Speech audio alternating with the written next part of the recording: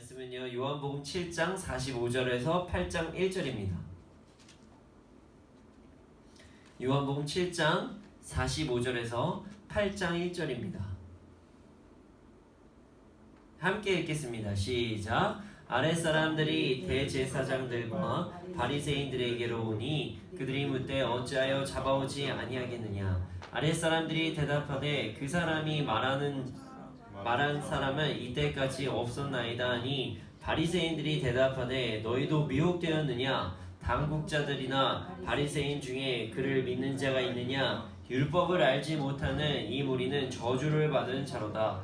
그 중에 한 사람 곧 전에 예수께 왔던 니고데모가 그들에게 말하되 우리 율법은 사람의 말을 듣고 그 행한 것을 알기 전에 심판하느냐. 그들이 대답하여 이르되 너도 갈릴리에서 왔느냐. 찾아보라. 갈릴리에서는 선지자가 나지 못하느니라 하였더라. 각각 집으로 돌아가고 예수는 감람산으로 가시니라.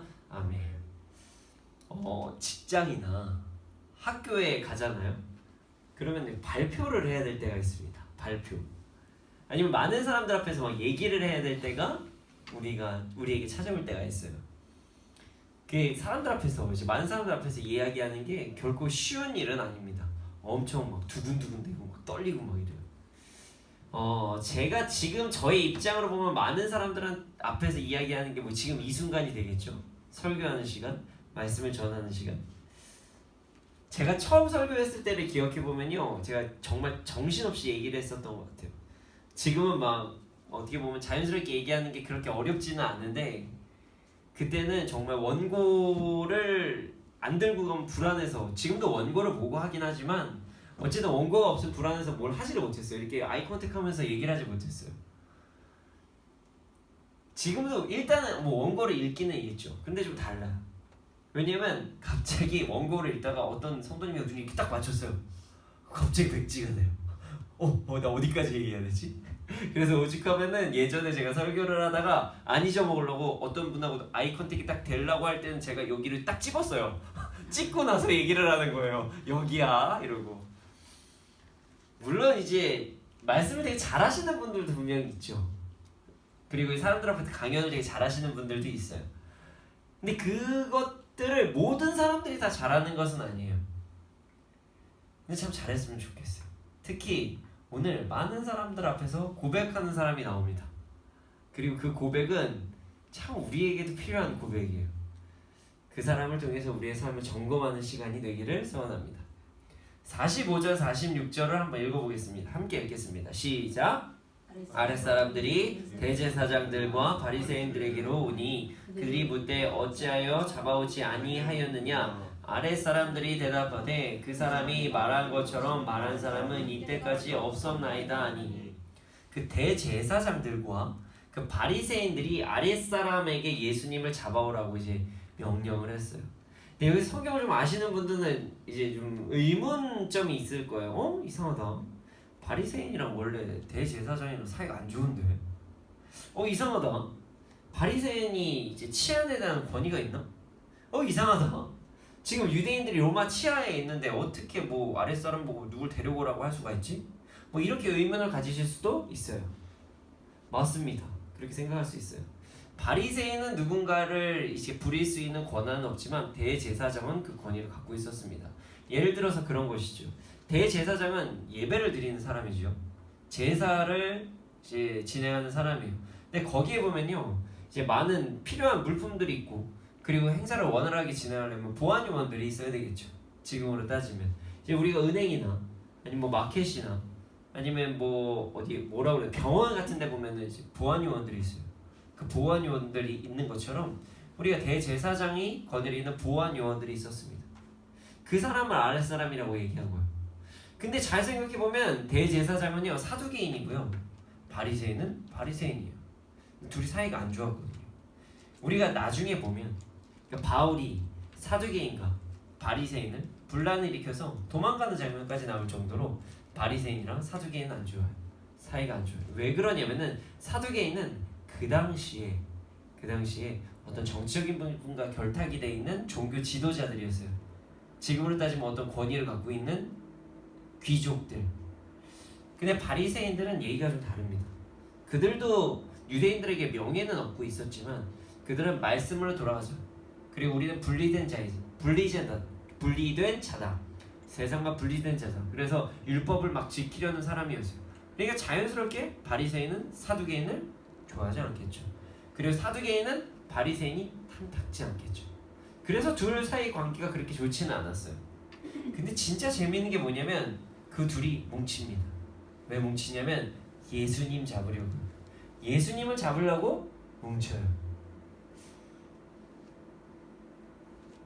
그래서 어쨌든 아랫사람을 보냅니다. 그리고 나서 묻습니다. 아니 왜 안 데리고 왔어? 왜 안 잡아왔어?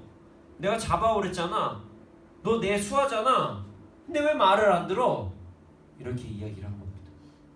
그래서 바리새인과 대제사장이 아랫사람을 보고 분노를 합니다.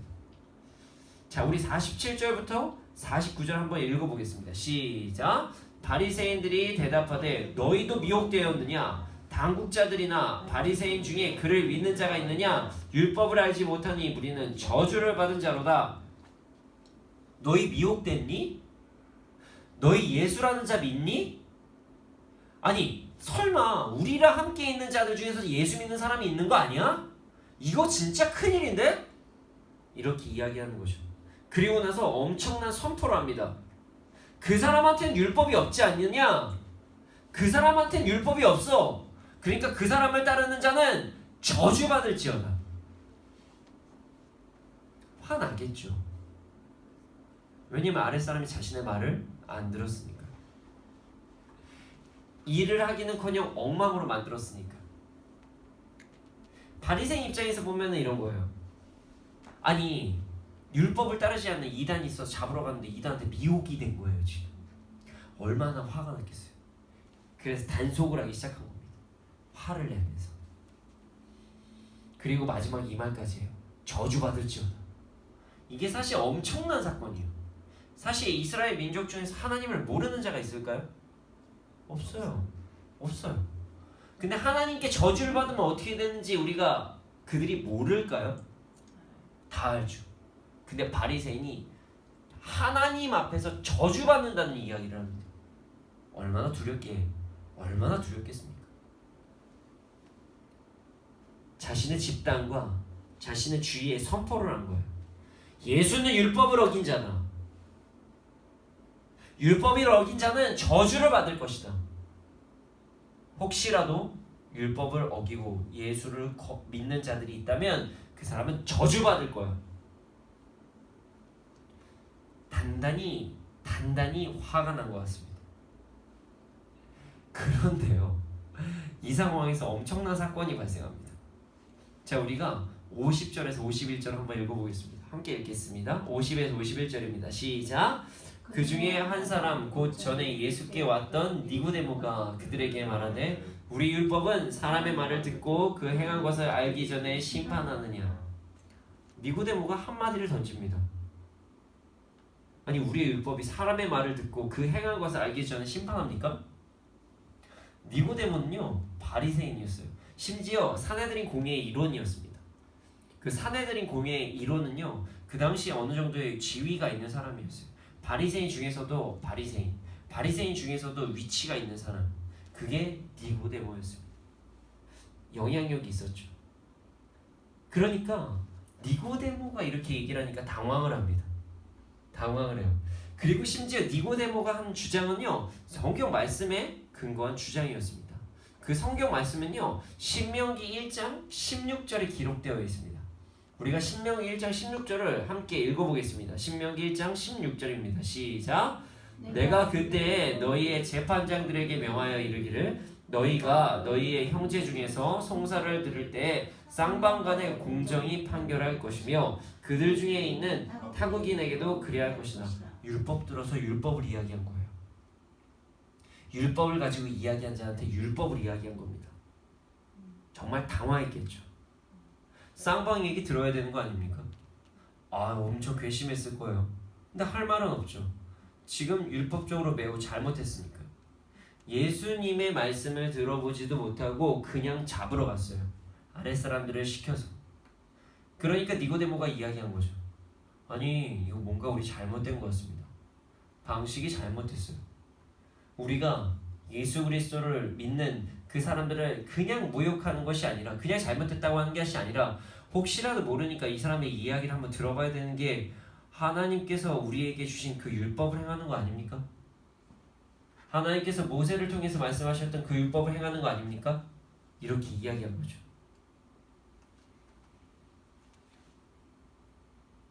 너무나 당황했겠죠. 왜냐면 니고데모가 거기서 영향력이 있는 인물인데 당연히 자기 편이라고 생각했던 사람이 이렇게 이야기하면 얼마나 당황했겠어요. 그러자 정말 빈정대는 말투로 한마디를 합니다. 자, 그게 52절이에요. 한번 읽어보겠습니다. 시작. 그들이 대답하여 이르되 너도 갈릴리에서 왔느냐? 찾아보라. 갈릴리에서는 선지자가 나지 못하느니라 하였더라. 자, 여기서 우리가 중요한 게 너도 갈릴리에서 왔느냐? 이게 상당히 기분이 나쁠 수 있는 단어예요. 왜냐면요, 첫 번째는 야 너도 미국됐어? 라고 하는 의미가 내포되어 있습니다. 혹시 너도 지금 헷갈려? 당신이 헷갈리면 안 되지. 진짜 너무한 거 아니야? 이렇게 이야기를 한 거고요. 자, 두 번째는요, 갈릴리 지방에 대해서 좀 알면 좀 기분 나쁠 수도 있는 말이에요. 사실 바리새인들은 갈릴리 지방을요 그렇게 썩 좋게 생각하지 않았어요. 일단 지방이에요. 시골이에요. 근데 그곳에는 호수가 있었습니다. 다 아시죠? 호수. 자, 근데 그 당시 호수에서는 어떤 일들이 일어났죠? 무역이 일어났습니다. 무역이 일어났어요. 교통수단이 활발하게 이루어질 수 있는 곳이었다는 거죠. 그런데 그런 무역이 있는 곳에는 이방의 문화와 좋지 않은 것들이 많이 있었겠죠. 그래서 많은 사람들이 갈릴리 지방이라고 얘기하면은 약간 이제 율법을 중시하는 지역에서는 좀 문제가 있을 수도 있는 지역, 도덕적으로 좀 문제가 있을 수도 있는 지역, 우리 막 소돔과 고모라까지는 아니지만 약간 그렇게 그 정도까지는 아니지만 그래도 우리가 조금 한번 생각해봐야 되지 않을까, 뭐 이런 위험성이 있는 지역, 이렇게 이야기를 한 것입니다. 그렇게 비아냥거렸어요. 근데 그들이 참 모르는 게 있죠. 예수님이 갈릴리에서 태어나셨나요? 아니에요. 베들레헴에서 태어나셨어요. 베들레헴에서 태어나셔서 갈릴리 지역으로 이동하셨죠. 그들은 예수님에 대해서 잘 알지도 못하면서 이야기를 한 것입니다. 베들레헴에서 정말 선지자들이, 이전에 선지자가 왕이 나실 것이라는 것을 이야기를 했는데 예수님이 베들레헴에서 나셨어요. 그리고 갈릴리로 이동을 한 것이죠. 이들은 예수님도 조롱하고 니고데모도 조롱한 것입니다. 그리고 나서 대화가 종결이 돼버립니다. 왜냐면 더 이상 할 말이 없으니까요. 그냥 비아냥만 한번 되고 끝낸 거예요. 자, 53절에서 51절 한번 읽어보겠습니다. 시작. 다 각각 집으로 돌아가고 예수는 감람산으로 가시니라. 바리새인도 자신이 함부로 판단한 것에 대한 잘못을 그냥 인정한 거죠. 더 이상 추궁하지 않는 것입니다. 종결이 됐어요. 스스로 잘못을 인정한 거예요. 그런데 인정은 하지만 기분 나쁘니까 비아냥거리면서 마지막에 딱 끝낸 거죠. 그들을 심판하고 징계하고 이런 장면이 없는 것으로 보아서 그들도 그것이 잘못된다는 것을 인정한 것입니다. 그리고 나서 각자의 집으로 돌아갑니다. 모임이 파악이 되죠. 그리고 예수님은 이 시점에서 감람산으로 가셨습니다. 모든 상황을 아셨겠죠. 예수님이 모르실까요? 근데 예수님은 자신의 할 일을 그냥 행하신 겁니다. 그냥 모든 상황, 자신을 잡으러 오고 뭐하고 이런 거 신경 쓰지 않고 그냥 내가 해야 될 것, 그냥 하나님께서 나에게 맡겨주신 것, 그 사실에 집중하고 그냥 나아간 것입니다. 오늘 말씀은요, 우리에게 엄청난 자극이 되는 말씀입니다. 여러분, 사실 우리도 이런 상황에 종종 많이 놓여집니다. 많이 놓여져요. 분명히 옳은 것인데 옳다고 말하기 참 민망한, 분명히 옳은 것인데 내가 옳다고 이야기하면 내가 감당해야 될 것이 막 두려운 그런 상황 말입니다. 그 중에 하나가 문화에서 생기는 것들이 있어요. 문화는요, 사람들이 생활하는 어떤 행동 양식을 이야기합니다. 문화에는 여러 가지 종류가 있습니다. 뭐 예를 들어서 음식에 대한 것, 주거에 대한 것, 의복에 대한 것 여러 가지가 있겠죠. 그리고 또 인간관계에 대한 것, 예술과 교육에 대한 것, 뭐 정치나 철학에 대한 것도 뭐 하나의 문화라고 볼 수가 있겠죠. 그런데 말이죠, 세상의 문화와 크리스천의 문화는 다릅니다. 정말 달라요. 뭐가 다르냐면요, 중심이 다릅니다. 자, 세상의 문화는요, 인간이 중심이 돼서 인간이 자신들의 유익, 어떤 기쁨을 누리기 위해서 그것을 중심으로 하는 그런 것들이 문화라고 이야기를 합니다. 그래서 인간이 안전하기 위해서 의식주가 생긴 거예요. 인간이 안전하기 위해서요. 인간의 유익을 먼저 생각하는 것이 인간 중심의 문화예요. 인본주의죠. 뭐 인본주의가 딱 나쁜 건 아니지만, 완전히 나쁜 건 아니지만, 어쨌든 인간 중심의 문화가 세상의 문화예요. 자, 그럼 반대는 무엇일까요? 신본주의. 크리스찬의 문화예요. 인간의 유익을 먼저 생각하는 것이 아니라 하나님을 경배하고 하나님을 예배하고 하나님을 찬양하고 하나님의 뜻을 따르는 것, 그것이 크리스찬들의 문화. 하나님을 나의 구주로, 예수 그리스도를 나의 구주로 모시는 그런 문화를 이야기합니다. 그래서 어떻게 보면 우리가 살아가는 게 비슷해 보이지만 절대로 같을 수가 없는 게 세상의 문화와 크리스찬, 기독교인들의 문화입니다. 큰 차이점이죠. 하나님 중심인가? 인간 중심인가? 그러다 보니까 그 행동 양식이 좀 많이 달라요. 말씀을 따를 것인가? 하나님의 뜻을 따를 것인가? 아니면 인간의 유익을 따를 것인가? 이렇게 하다 보니까 크리스찬들의 문화와 세상의 문화는 많이 다릅니다. 부딪힐 수밖에 없어요. 너무 많이 부딪혀요. 여러분, 근데 세상의 문화가 모두 잘못된 것은 절대로 아닙니다. 그러나 중심에서 차이가 있을 수 있다는 거예요. 예를 들어서 우리가 뭐 문화 얘기를 할 때 대표적으로 얘기하는 게 술이에요. 술에 대해서 많이 이야기를 합니다. 자, 보세요. 술이 잘못된 걸까요? 오해하시면 안 돼요. 술은 절대 잘못된 것이 아니에요. 그럼 우리가 성찬식 때 왜 포도주를 씁니까? 술은 잘못된 게 아니에요. 자, 예수님께서 처음 하신 기적이 뭐죠? 물이 포도주 된 거예요. 술은 잘못된 게 없어요. 술 자체에 잘못된 게 전혀 없습니다. 근데 우리가 술에 대해서 알 때 우리를 연약하게 만들 수 있다는 것을 알아야 돼요. 그래서 우리가 술을 먹지 않는 것이 유익하기 때문에 크리스찬들에게 술을 먹지 않는 걸 권면하는 것입니다. 자, 우리가 잠언 23장 31절에서 35절 한번 읽어보기를 원합니다. 잠언 23장 31절에서 35절이에요. 한번 읽어보겠습니다. 시작!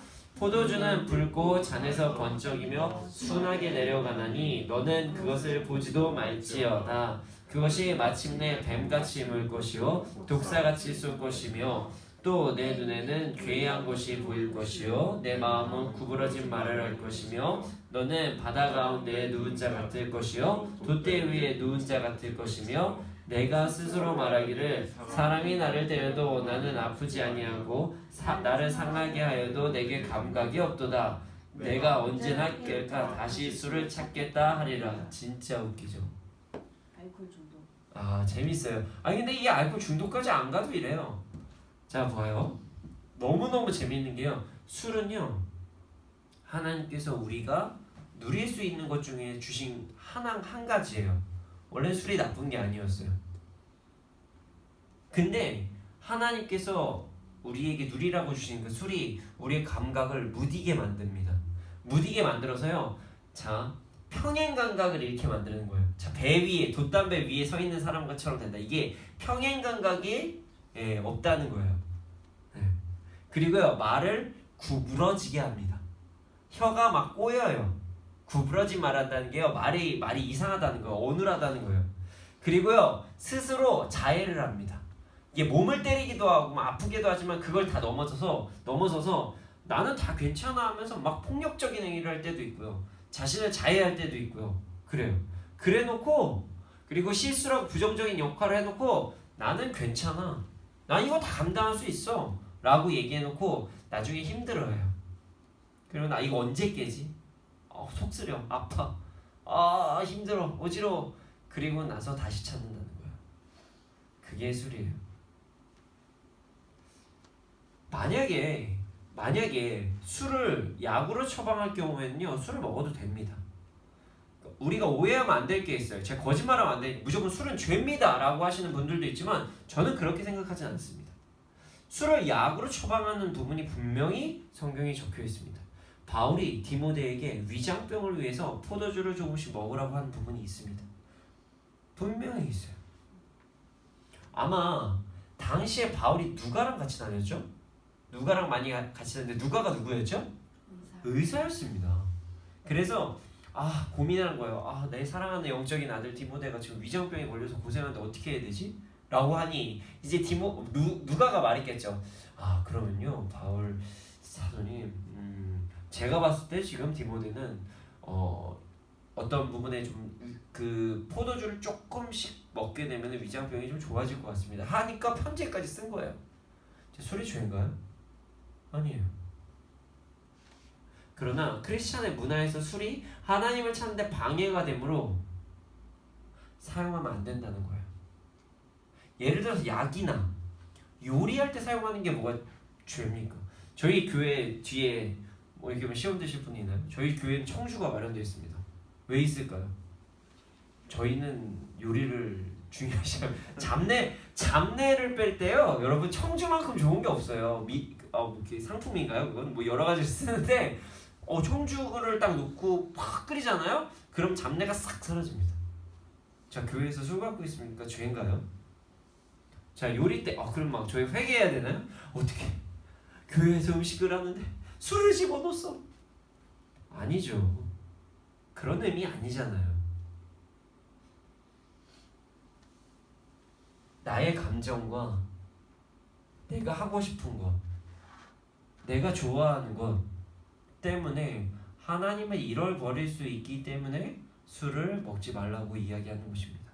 그래서 저는 약이나 요리 때 쓰는 게 아닌 이상 저는 술을 먹지 않습니다. 네, 저는 그래서 술을 먹지 않아요. 그냥 술이 무조건적으로 죄악이다 라고 얘기하신다고 한다면 전 잘 모르겠어요. 술로 인해서 생겨나는 그런 원인들 때문에 제가 술이 사람을 악하게 할 수도 있다 이렇게 이야기를 하거든요.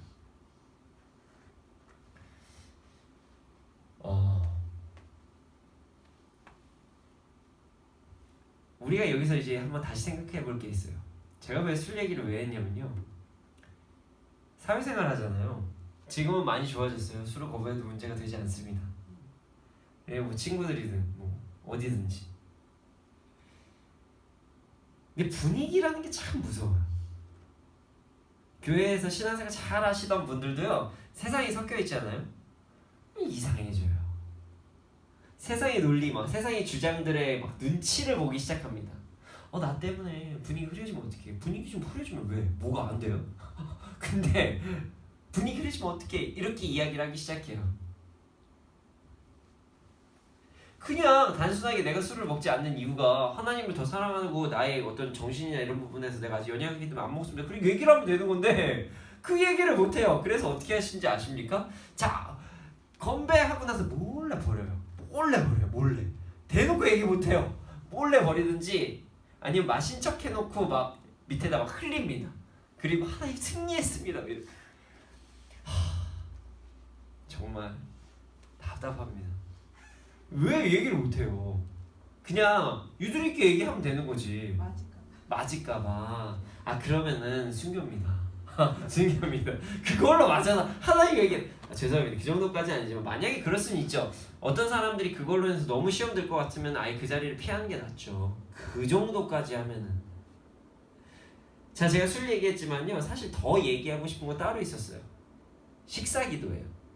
식사기도. 고민 진짜 많이 합니다. 자, 하나님께서 우리에게 주신 음식을 먹기 전에 우리는 식사기도를 해요. 식사기도를 합니다. 근데 이제 직장을 가면요, 갑자기 물건을 떨어뜨립니다. 그런 얘기 많이 들었어요. 갑자기 물건을 딱 떨어뜨리고 나서 하나님 잘 먹겠습니다. 네. 어우, 정말 빨라요. 네. 네, 저 진짜 그거 상담 많이 받았습니다. 여러분만 그런 게 아닙니다. 식기도를 하면 눈치가 보인다는 거예요. 난 눈치 안 보이던데. 어우, 좋은 믿음입니다. 아멘, 할렐루야. 내가 식기도를 하면은 사람들이 나를 어떻게 볼까? 내가 평상시의 삶이 그렇게 잘 모르겠는데 나를 어떻게 볼까? 아니면 내가 예수 믿는 사람이라고 얘기하는 순간부터 막 들어야 될 시달리는 것들이 너무 싫어서 이렇게 이야기를 하죠. 여러분, 근데 예수님을 믿는 것은요, 우리가 매우 자긍심을 갖고 있어야 될 사실입니다. 우리는요, 예수님을 믿음으로 천국을 갈 수가 있게 됐고요. 근데 그 천국을 간다는 게 뭐냐면 하나님의 자녀가 됐다는 거예요. 여러분, 우리의 백이 하나님인 거예요. 우리가 하나님의 자녀인 거예요. 얼마나 행복해요. 당당해지십시오. 크리스찬 문화 사람들이 편협하다고 얘기할 수도 있잖아요. 근데 반대로 얘기합시죠. 너희들은 그럼 우리 문화를 왜 못 이해하는데? 라고 이야기하면 되잖아요. 당신들은 우리를 이해하지 못하고 우리한테 막 뭐라 그러면서 왜 우리 보고 편협하다고? 당신들이 편협한 거 아니야?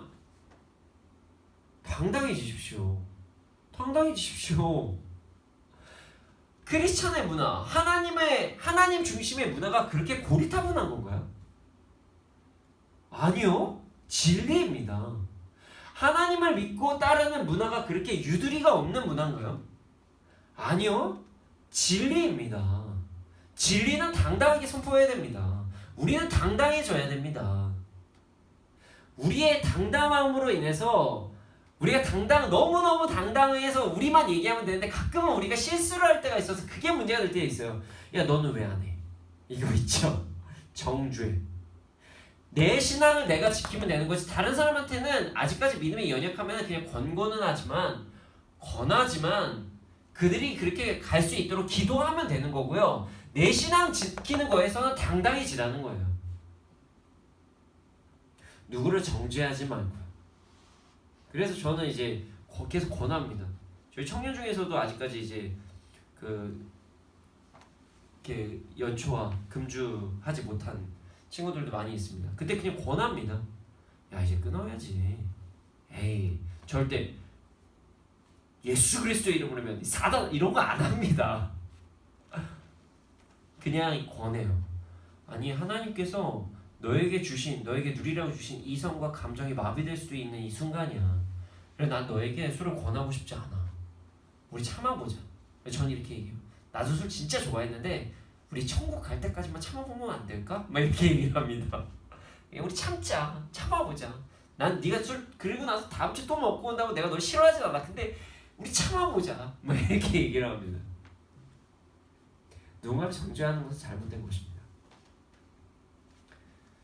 그러나 나의 신앙을 고백하는 것은 아주 값진 행동입니다.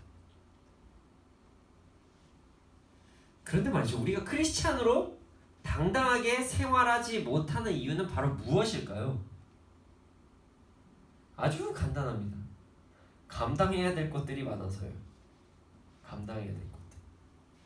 내가 지금 크리스찬이라고 고백을 하고 여기서 이런 행동을 했을 때 감당해야 될 것들이 많아지는 것이 느껴집니다. 다들 알거든요. 야, 너 기독교인이라며 내 이웃을 내 몸같이 왜 안 사랑해? 너 기독교인이라며 선으로 악을 이겨야지. 너 기독교인이라며 너 왜 나 배려 안 해줘? 이야기하기 시작하거든요. 맞아요. 그런 사람 주위에 많죠. 기독교인이라며. 그리고 막 교회 싫어하는 사람들이 막 붙기 시작합니다. 막 따지고 막 그래요. 교회 도대체 왜 그러는 거야? 뭐가 이렇게? 그건 우리가 어차피 감당해야 될 것입니다. 그렇다고 우리 숨기지 맙시다. 당당해집시다. 전 그래서 그냥 아주 믿음이 연약한 사람이 저에게 어떤 공격을 하거나 기독교에 대해서 공격을 하면 그분 때문에 상처를 받으셨습니까? 제가 대신 사과드립니다. 제가 그분을 알진 못하지만 만약에 제가 사과함으로 인해서 당신이 예수 그리스도를 아신다면 제가 사과드리겠습니다. 그럼 또 막 뭐라 그러세요? 왜 당신 사과라고? 그럼 어떻게 합니까? 전 근데 진짜 이 사실만 기억하셨으면 좋겠습니다. 하나님은 당신을 사랑하십니다. 당신이 정말 돌아오길 원하십니다. 이렇게 택시에서 말한 적이 한두 번이 아니에요. 선생님 택시에서 이렇게 그 기사님들 선생님들이 운전하실 때 제가 전화하다가 상담하는 얘기 들으면 목사예요? 기독교인이에요? 뭐 이런 말씀하실 때 있거든요. 아 근데 뭐 지금 뭐야 이렇게 말씀하시면서 그럼 제가 아유 죄송합니다. 아유 죄송합니다. 근데 그거 하고 나서 그 사람 예수 믿으면 그거 해도 되잖아요. 뭐 좀 낮아지면 어때요? 이거는 포기할 수 있지만 저거는 포기할 수 없어. 그래서 우리가 당당하지 못한 것입니다. 내가 지금 요거는 포기할 수 있는데 나중 돼서 내가 저거를 못 포기할 것 같아. 그래서 내가 크리스찬이라고 얘기하지 못하겠어.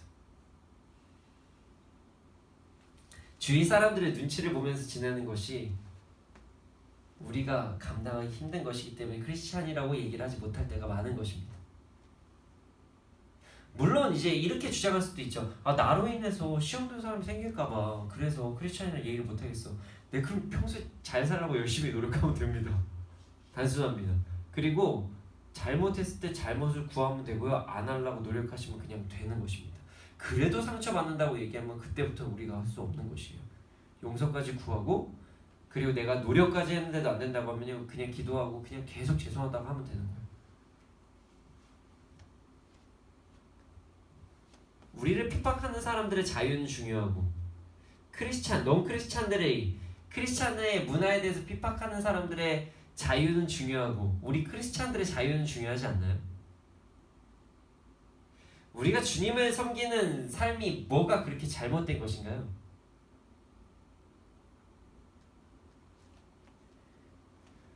당당하십시오. 진짜 당당하십시오.